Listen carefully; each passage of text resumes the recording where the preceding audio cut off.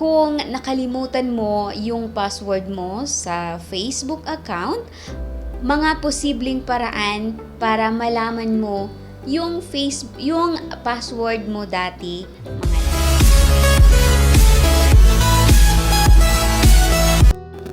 Hi! Hello mga langga! Welcome back to my channel! Long time no si mga langga.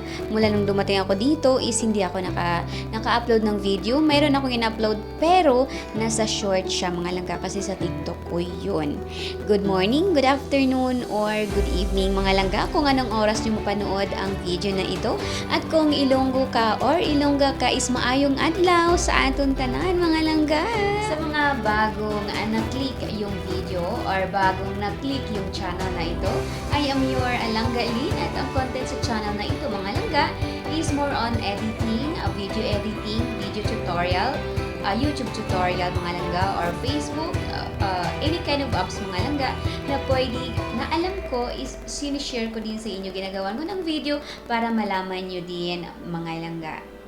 Pero bago yun mga langga, don't forget to subscribe, share, comment, and paki-click na rin yung notification bell para updated kayo palagi sa mga video na i-upload ko pa. At yung topic natin ngayon mga langga, or yung i-share ko sa inyo mga langga, is kung paano malaman ang password mo na nakalimutan mo na mga langga. Just like for example, gusto mo siyang palitan ng password pero hindi mo ma-enter yung dati mong password kasi nga nakalimutan mo na mga langga. So may paraan tayo para subukan natin na malaman yung password mo mga langga. And syempre, andito na tayo sa screen natin mga langga. So ang una nating gawin mga langga is i-check muna natin yung Facebook apps natin sa Play Store kung updated na ba siya mga langga. I-open natin yung Play Store mga langga. And then i-search yung Facebook update mga langga. I-click ko na lang siya kasi na-try ko na siya kanina mga langga. So, updated naman yung Facebook ko mga langga kasi open yung nakalagay. Kung sa inyo update yung nakalagay mga langga, is i-click nyo yung update mga langga. So, mag-cancel tayo dito dahil okay naman yung Facebook natin. So, ngayon mga langga, pupunta tayo sa setting ng cellphone natin. Yes mga langga, sa setting ng cellphone natin, i-click natin itong setting. And then, hanapin natin dito yung pangalan na Google Services mga langga. I-click natin yung Google Services. And then, i-click natin yung manage your account, your Google account mga langga. I-click natin. And then, scroll down lang natin or hanapin natin yung security mga langga. I-click natin yung security mga langga. And then, scroll down lang natin. Scroll down lang natin mga langga. Hanapin natin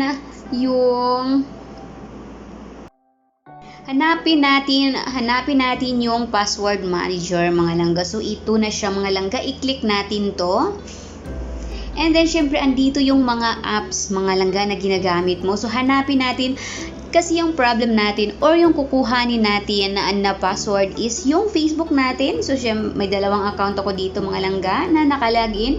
So i-click natin itong mga langga. Syempre kailangan ng inyong lock screen mga langga. Kung may lock yung cellphone nyo is yun yung inyong i-enter dito mga langga. Mag-next na tayo. And then syempre ito na yung Facebook ko mga langga. Ito siya mga langga. Sa baba mga langga, first is yung number ko, and then yung second is yung password ko mga langga. Kung gusto nyo siya makita mga langga, i-click nyo lang itong parang mata siya. So makikita na yung password. And then yung isa naman mga langga, yung Facebook account ko na isa is yung Gmail ko, yung ginamit ko. Syempre andyan din yung password mga langga. I-click nyo siya. And then mga langga, i-copy nyo kung ang address, like for example, itong number 1 mga langga, yung number ko, i-click mo yung copy dito sa gilid, sa tabi ng parang mata siya mga langga, sa tabi niya is copy siya. And then yun na yung i-paste mo doon sa Facebook mo mga langga. At sa mga nakalagin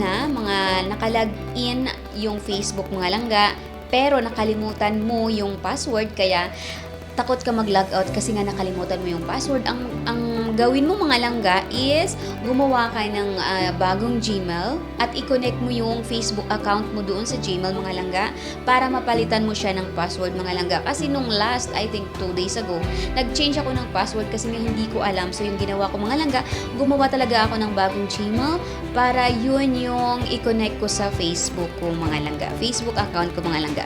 Ayun, thank you very much mga langga. Kung natapos yung video, maraming salamat. Palagi kong sinasabi mga langga, piliin laging ngumiti kahit maraming problem. Thank you very much. Bye-bye everybody. God bless. Bye-bye mga langga. See you next video.